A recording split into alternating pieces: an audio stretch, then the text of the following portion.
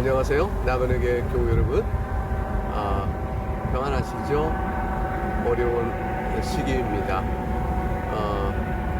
교회도 잘 모이지 못해서 여러분의 얼굴도 가물가물해질까 염려가 됩니다.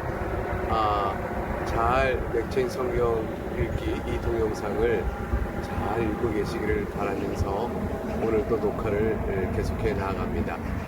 이사야 52장 1절부터 12절까지를 오늘 살펴보려고 합니다. 본래 이사야 52장은 15절까지 되어 있죠. 그런데 이제 13절부터 15절까지 세 절의 내용은 내일 이사야 53장과 연결해서 읽도록 하겠습니다. 여러분은 이 영상을 토요일에 보실 거예요. 지금 금요일 저녁입니다. 그리고 여러분 주일날 드디어 그 유명한 이사야 53장을 포함하는 고난의 종에 대한 노래를 우리가 듣게 될 것입니다. 복된 주일에 이사야 53장을 읽는다고 해서 또 특별한 의미가 있겠죠. 오늘은 토요일, 그 앞서서 이사야 52장을 살펴보는데 이 말씀 또한 너무 복되고 아름답습니다. 우선 이사야 52장은 선지자 이사야가 이스라엘을 막 촉구해서 깨어나라고 합니다. 힘을 내라고 하고, 그 근거로 하나님께서 우리의 죄를 다 용서하셨다는 사실을 널리 선포합니다. 그런 내용이 이사야 52장의 내용인데, 우리의 죄값을 더 이상 묻지 않는 하나님, 그것에 대한 설명이 이사야 52장에 쫙 나와요. 자, 그러면 한번 이스라엘에게 힘을 내라 하고 각성을 촉구하는 선지자 이사야의 두 번째 내용을 살펴보도록 하겠습니다. 1절을 볼까요? 시온이여 깰지어다 깰지어다 내 힘을 낼지어다. 거룩한 성 예루살렘이여 내 아름다운 옷을 입을지어다. 이제부터 할례받지 아니한 자와 부정한 자가 다시는 내게로 돌아옴이 없을 것입니다. 이 말씀이 쉽게 이해가 되시나요? 시온이여 깰지어다 깰지어다 내 힘을 낼지어다. 이 깰지어다는 것은 각성하라는 뜻인데, 뭘 각성하는 거냐면 하나님께서 너를 사랑하여 죄 용서했다는 사실을 각성하라는 거예요. 그것 때문에 용기를 잃지 말고 힘을 내라는 것입니다. 내 힘을 낼지어다, 이 말씀이 있잖아요. 사실 하나님께서 이미 깨셨어요. 우리가 51장 어제 읽은 말씀 속에서 선지자 이사야는 9절과 10절에서 여호와의 팔이여 깨소서 깨소서 능력을 베푸시옵소서 옛날 내 시대에 깨신 것 같이 하소서 라합을 점이시고 용을 찌르신 이가 어찌 주가 아니십니까? 바다를 넓고 깊은 물을 말리시고 바다 깊은 곳에 길을 내어 구속받은 자들을 건너가게 하시니가 어찌 주가 아니시니까 라고 강구했죠. 이 강구의 응답이 이미 이루어졌으니 그 말이에요. 그러니 이스라엘아 너희는 힘을 내라, 아름다운 옷을 입으라, 이렇게 되어 있죠. 거룩한 성 예루살렘이여 아름다운 옷을 입어라. 이 아름다운 옷은 무엇이겠어요? 하나님께서 용서하신 의의 옷입니다. 예수 그리스도의 의의 옷을 입으라. 너희가 그 옷을 입었으니 너희가 너희 죄로 인하여 낙담과 절망 가운데 있으면서 모든 자존감을 잃어버린 그런 자처럼 있지 말고 구원의 소망을 오직 하나님께만 두며 하나님만을 바라며 하나님을 향하여 힘있게 살아가라, 이 말씀을 우리에게 전해줍니다. 그러므로 이제부터 할례받지 아니한 자와 부정한 자가 다시는 내게로 들어옴이 없을 것입니다. 이 말씀은 언약 공동체 안에 이제 영적으로 할례받지 않은 자들이 섞이지 않을 것이다. 정결한 공동체, 따라서 다시는 죄로 인하여 징계받을 일이 없는 그런 언약 공동체가 될 것임을 말씀하시죠. 이 일에 대한 완전한 실현은 주님 다시 오셔서 이루실 새하늘과 새 땅에 거룩한 성 예루살렘 살아갈 그날에 이루어질 것입니다. 지금은 우리에게는 여전히 연약함이 있지요. 그러나 정결에 대한 하나님의 교훈을 듣고 하나님의 도우심을 바라보며 그렇게 나아가는 과정 중에 있는 교회입니다. 2절에 너는 티끌을 털어 버릴지어다. 예루살렘이여 일어나 앉을지어다. 사로잡힌 딸이여 딸 시온이여 내 목의 줄을 스스로 풀지어다. 바벨론의 압제로 인하여 티끌 같은 존재가 되어버렸던 이스라엘에게 티끌을 털어버리라고 말합니다. 목에 노예처럼 묶여서 끌려가 있던 자들에게 목의 줄을 스스로 풀라고 말합니다. 이제 더 이상 노예가 아니거든요. 바벨론이 오히려 티끌 같은 존재로 바뀌어버린 것입니다. 3절과 6절에는 이제 이러한 이사야의 격려의 말에 이어서 과연 하나님께서 어떻게 이스라엘 백성에게 구원을 베푸셨는지 놀랍게도 이스라엘 모든 죄값을 다 치르셨음을, 그걸 갚아내셨음을 선언해 준 내용이 3절 6절에 나옵니다. 여호와께서 이와 같이 말씀하시되 너희가 값없이 팔렸으니 돈 없이 속량되리라. 애초에 하나님께서 바벨론에게 이스라엘 넘겨줄 때, 이스라엘 징계하실 때 바벨론에게 무엇을 받지 않고 넘겨주셨어요. 그러니까 하나님께서는 다시 바벨론에게 얼마든 내 백성을 찾을 권리가 있다고 말씀하신 것이죠. 4절 주 여호와께서 이와 같이 말씀하시되 내 백성이 전에 애굽에 내려가서 거기에 거류하였고 아수르 인은 공연히 그들을 압박하였도다. 애굽에 종살이했을 때를 생각해봐라. 아수르가 너희를 침략하러 왔을 때 생각해봐라. 그때도 내가 너희를 도왔지 아니하였느냐. 5절 그러므로 이제 여호와께서 말씀하시되 내 백성이 까닭 없이 잡혀갔으니 내가 여기서 어떻게 하랴. 무슨 말씀일까요? 그러니 바벨론에게 까닭 없이란 말은 사실 값도 받지 않은 채요. 그러니까 하나님께서 이스라엘 백성을 바벨 넘겨줄 때 어떤 값을 요구하지 않으셨다는 거죠. 그것도 없이 내 백성을 바벨론에게 잡혀가도록 하였으니 이제 내가 어떻게 하겠느냐. 이제 넉넉히 애굽에서 너희를 구해내고 아수르의 침략에 너희를 보호했던 것처럼 내가 값도 받지 않고 내 백성을 너희를 바벨론에 넘겨줬으니 이제 내가 어떻게 하겠느냐. 이제 바벨론에게 당연히 내가 찾아오지 않겠느냐. 그 말씀을 하고 싶으신 거예요. 그 말씀을 전해주시는 겁니다. 5절 나머지 이어서 보면 여호와께서 말씀하시되 그들을 관하는 자들이 떠들며 내 이름 항상 종일토록 더럽히도다. 바벨론에게 하나님의 백성을 찾을 또 다른 이유가 생겼어요. 애초에 바벨론에게 이스라엘 백성 넘겨줄 때 하나님이 바벨론에게 돈을 받은 게 있다면 돈을 치러야 되는데 하나님 그거 없으세요. 당연히 찾을 권리가 있고, 두 번째는 바벨론이 이스라엘을 바꿔서 너무 그들을 억압하고 하나님을 욕되게 모독한 것입니다. 자기들의 힘으로 그 모든 걸 이룬 줄 알고 하나님이 그러니 그들을 심판하실 것이죠.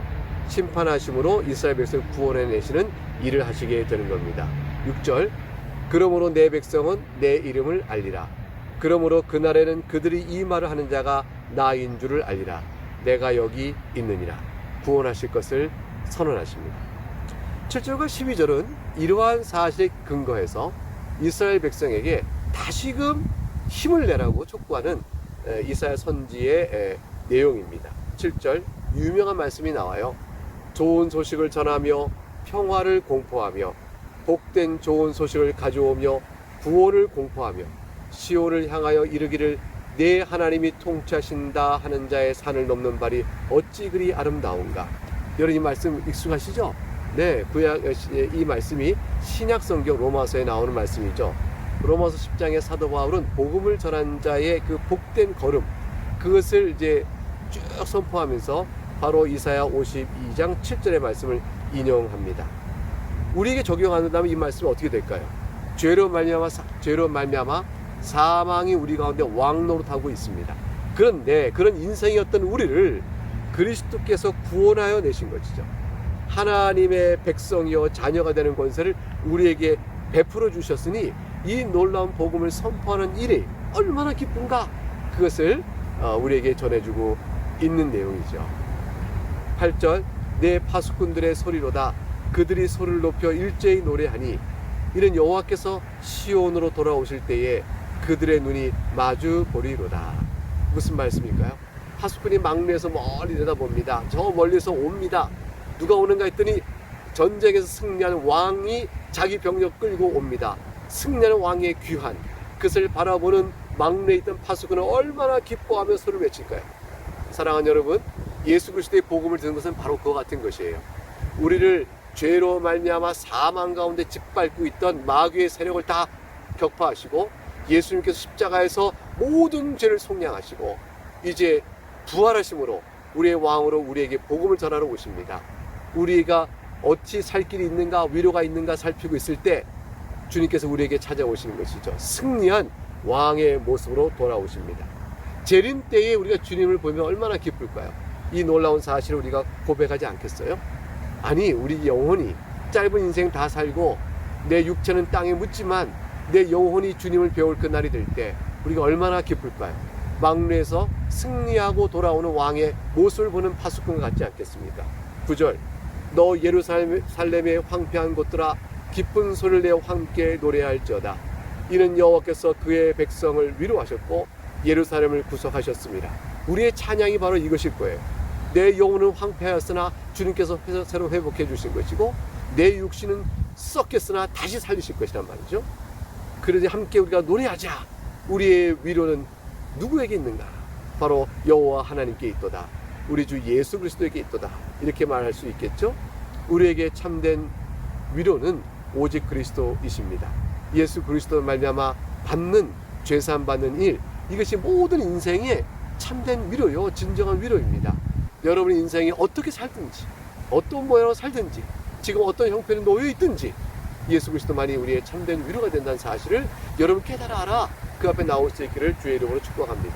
10절, 여호와께서 열방의 목전에서 그의 거룩한 팔을 나타내셨으므로 땅 끝까지 모두 우리 구원의 하나님의 구원을 보았도다.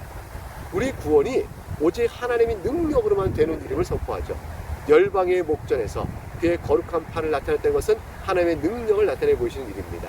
그리고 온 인류의 악인이나 의인이나 다 모으시고 악인에게는 공의의 영광을 선포하심으로 하나님의 구원의 영광을 나타내 보이실 것이고, 의인은 우리들에게는 우리를 불쌍히 여기시 구원하신 하나님의 긍휼을 높이 찬송하는 영광을 선포하시게 될 겁니다. 이러한 우리들에게 11절, 떠날지어다 떠날지어다, 거기서 나오고 부정한 것을 만지지 말지어다, 그 가운데서 나올지어다, 여호와의 기구를 매는 자들이여 스스로 정결하게 할지어다. 정결할 것을 요구하십니다. 주님께서는 이렇게 말씀하셨죠. 내가 거룩하니 너희도 거룩할지어다. 너희는 이제 불의와 합작하지 말고 너희를 자유케 한 그 자유로 죄의 육신의 정욕의 노예가 되지 말아라. 이렇게 말씀하셨어요. 오늘 이 말씀과 똑같은 말씀이에요. 성도에게는 의의 옷이요 아름다운 옷을 입히시고 속죄함을 이루셨으니 정결하라 말씀합니다. 우리 모두는 여호와의 기구를 매는 자들입니다. 어떤 의미에서 그럴까요? 성령께서 우리 안에 계시기 때문에 우리는 성령을 모시고 있는 성전입니다. 따라서 우리는 성전지기로서 거룩한 성령을 모시고 사는 우리는 레위 지파들이 여호와의 기구를 메고 다니며 정결케 했던 것처럼 정결한 삶을 살아야 될 부르심을 받고 있습니다. 온전케 되는 정결함을 사모하는 그날을 우리가 바라보겠죠.